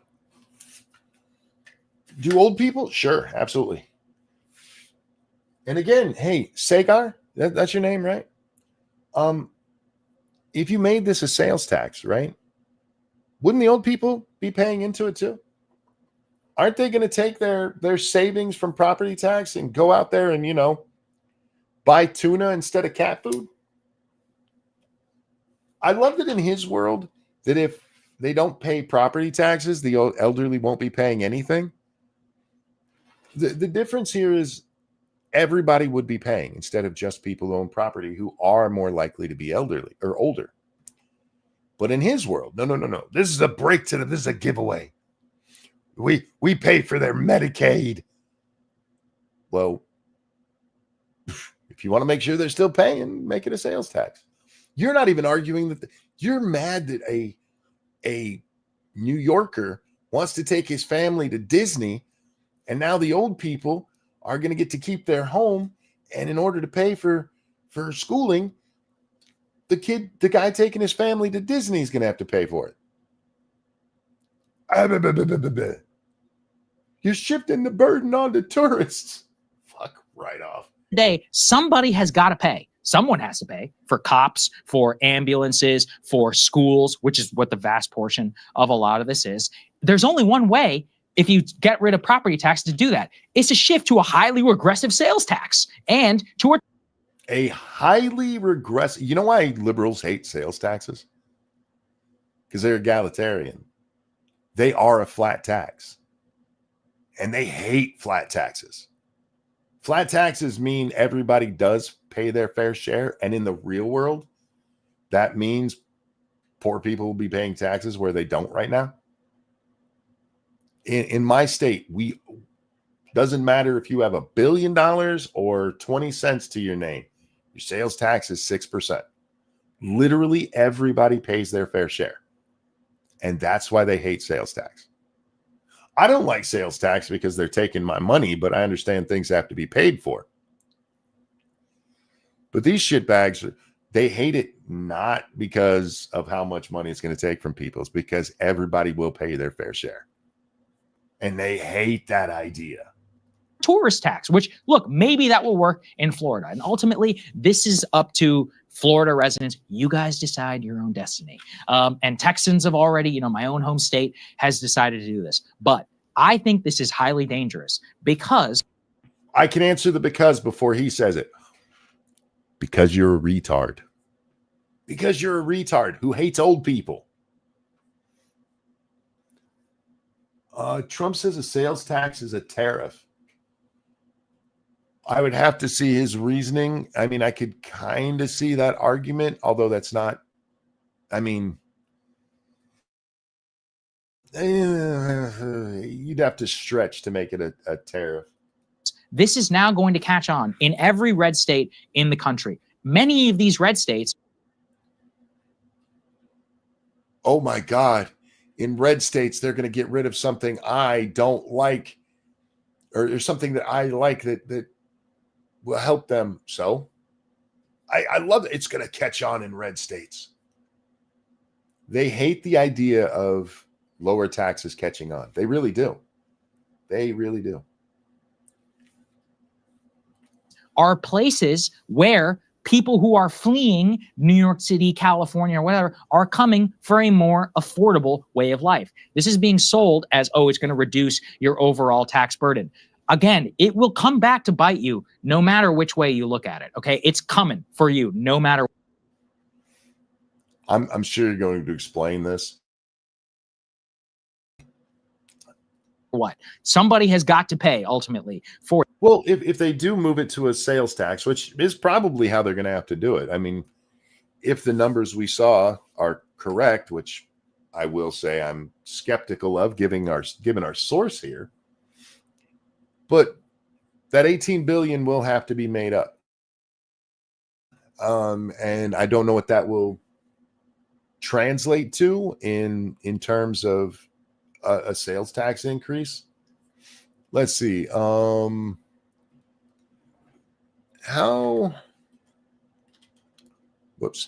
much money does Florida bring in sales tax? Whoops, I spelled tax wrong.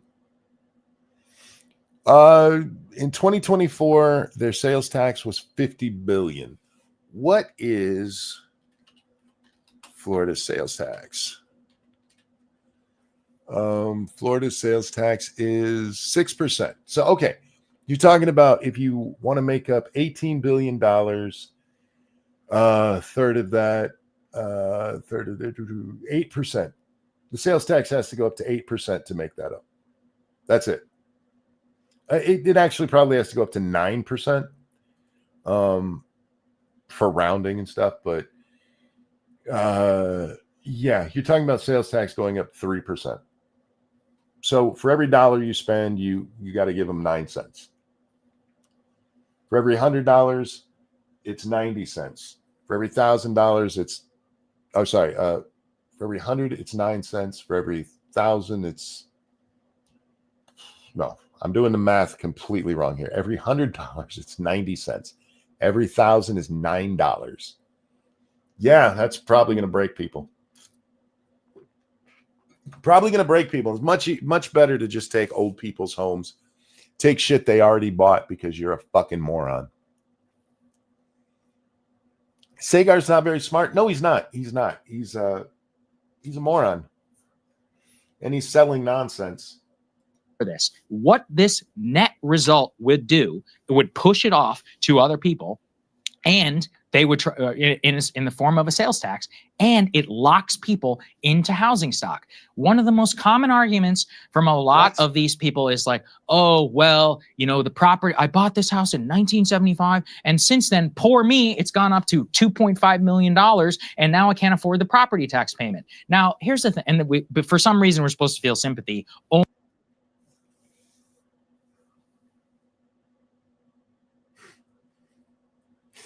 For some reason, we're supposed. Okay, what a douchebag! What a douchebag!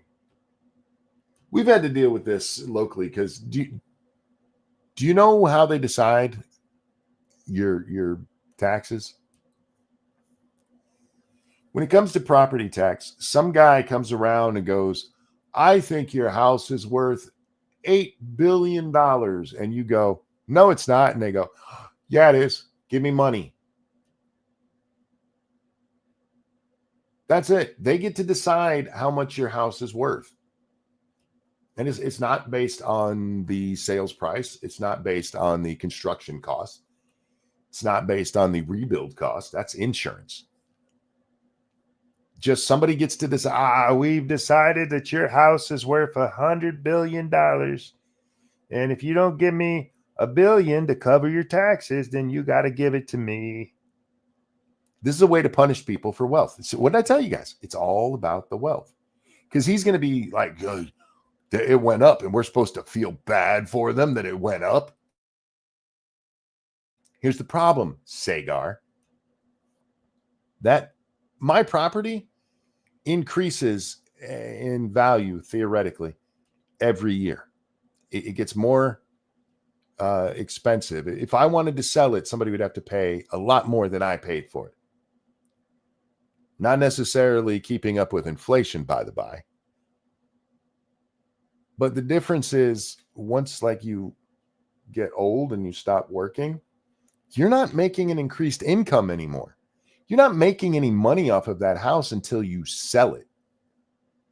And then the money that you get is worth what you paid in 1970. So it's not...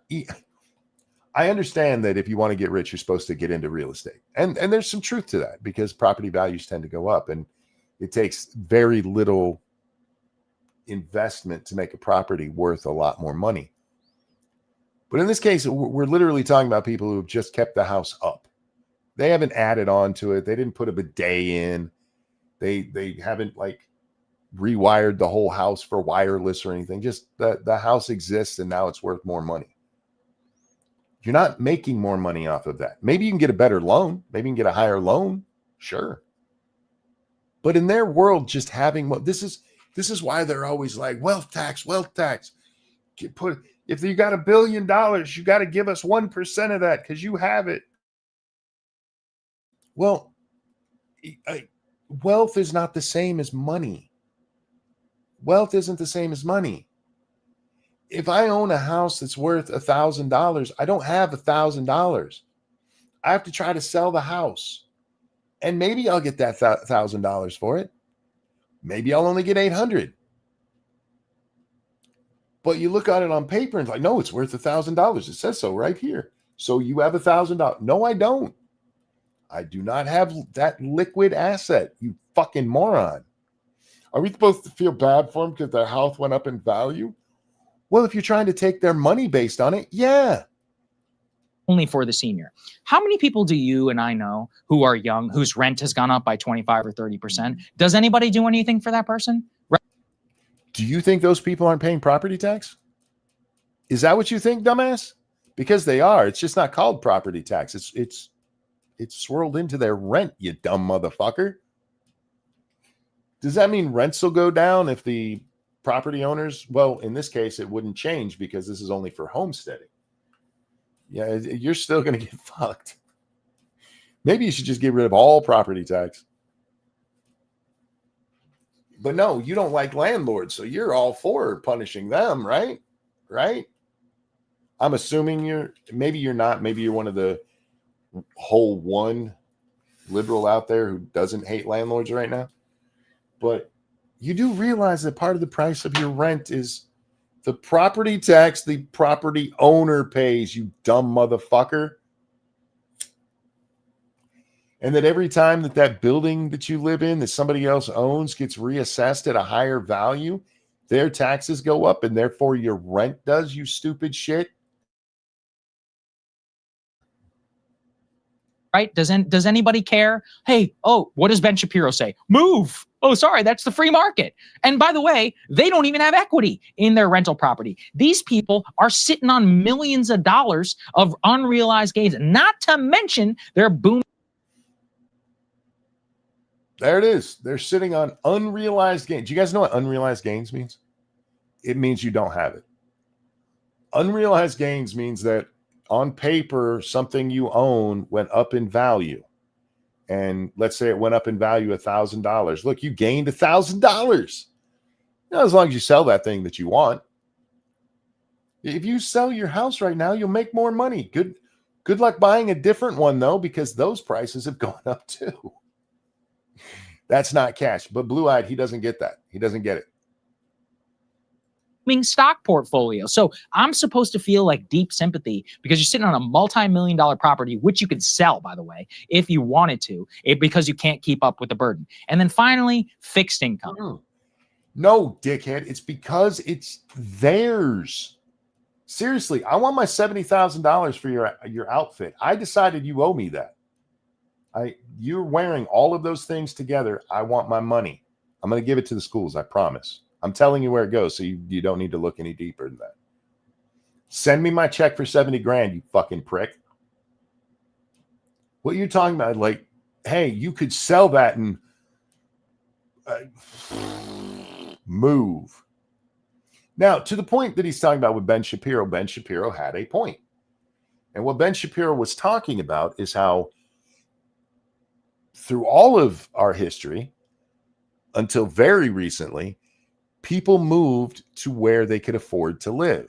Like, if you were living in New York City and you're like, well, shit, I can't afford to live here.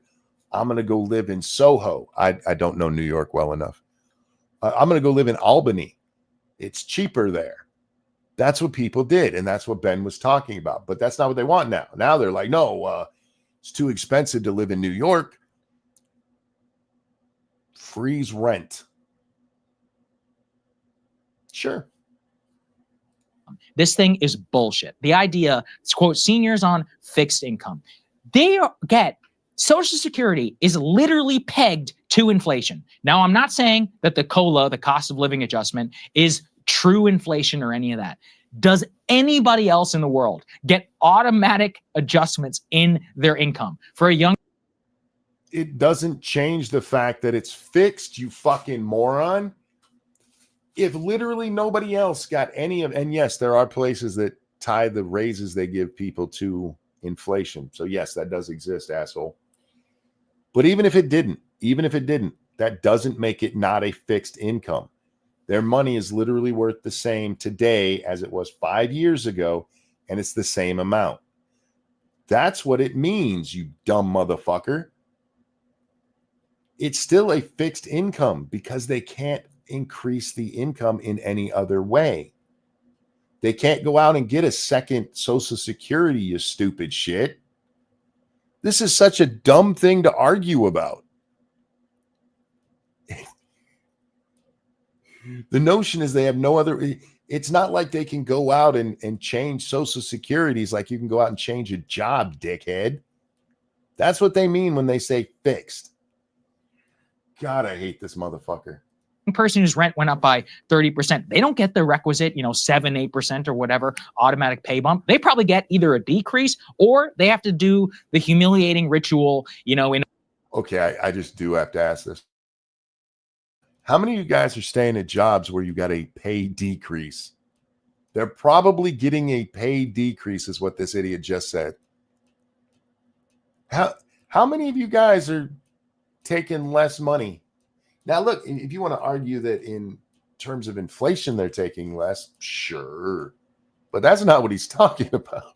A big corporation of being like, hey, yeah, I know it's my review time, but I would really like to get a X% increase in my rate. And they're like, oh, sorry, actually, we can't do it this year. And what do? You guys know where that comes from, right? Why companies give you a yearly thing like that. You know where that comes from? That's unions. Unions are like, we need a bump every year. That's unions. And so what they did is large companies, what we're going to do is we're going to standardize this.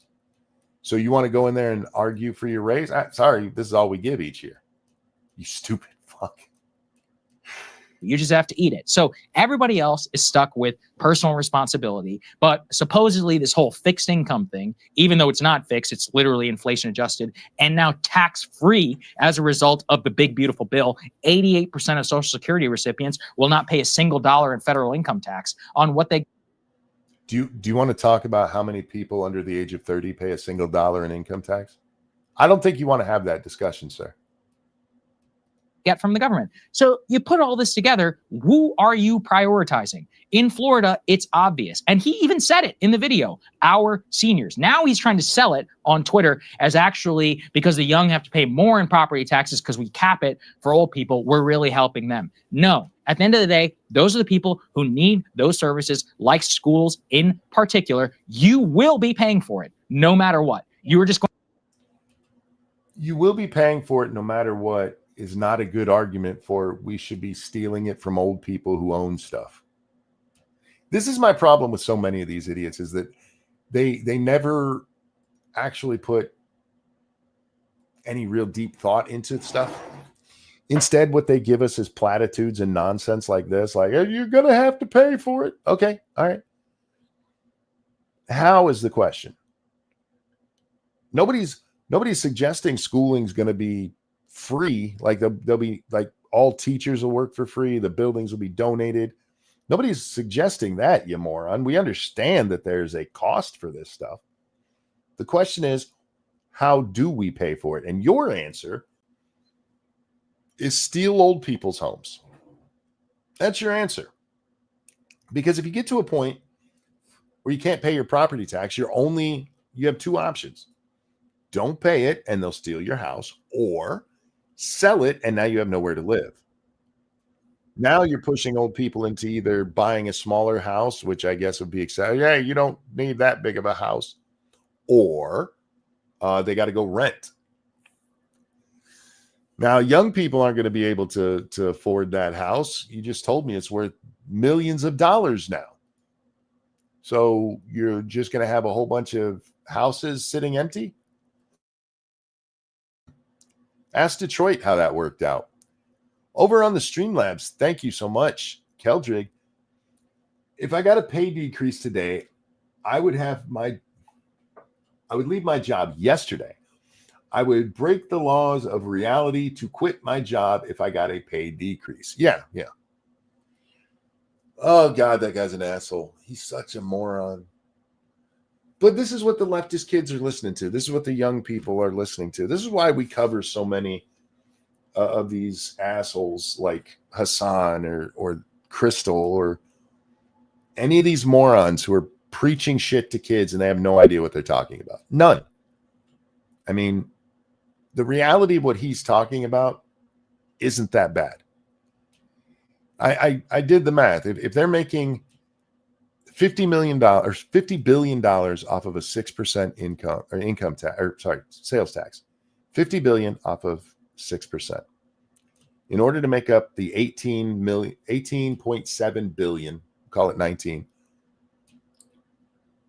you need to raise the percentage by about 3%. That's it. Oh my God, we're gonna have to pay 3%. Yeah, that's it, literally. And that's without any Florida tax being offset by raising the fees for tourism. If it was just straight sales tax, goddamn, so many kinds of tax. If it's just an increase of sales tax, you're talking about a 3% increase, 9%. Does that suck? Sure. We paid 8% in Virginia. That wasn't an issue. And maybe I'm just throwing this out there that you can find ways to cut spending as well. Just a thought. But yeah, I hate these people. They're dumb.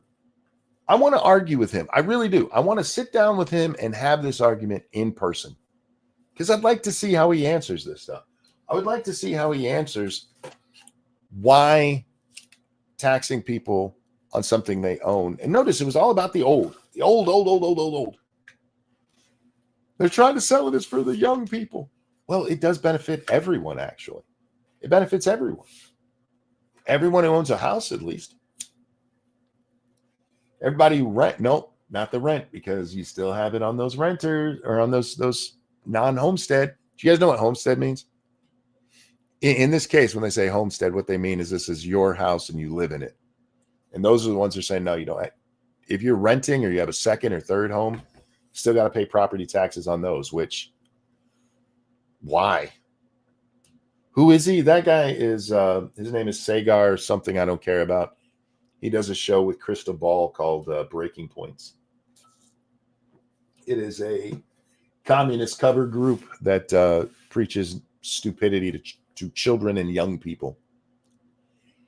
And on that note, guys, with Phoebe's fluffy little belly there, we're going to wrap this one up. I do want to say I haven't game streamed in a while, largely because of all the house stuff I've been doing. I have played Pax Romana a little bit off stream, but not that much. We will get back to the game streaming. Not today. I'm taking today off. I ain't doing shit today. I'm sitting on my fat, crippled ass and just sitting. So we will get back to it probably tomorrow. Thank you guys for coming and hanging out. Thank you for the donations. You're so kind. Can never express my appreciation enough for what you guys do for me, as well as feeding my ego just by being here. You guys are fucking awesome. Love you guys. Take care of yourselves, and we'll see you on the next one. Bye now. Here's the song at the end of the show. I'm a dumbass and have to do this before I go.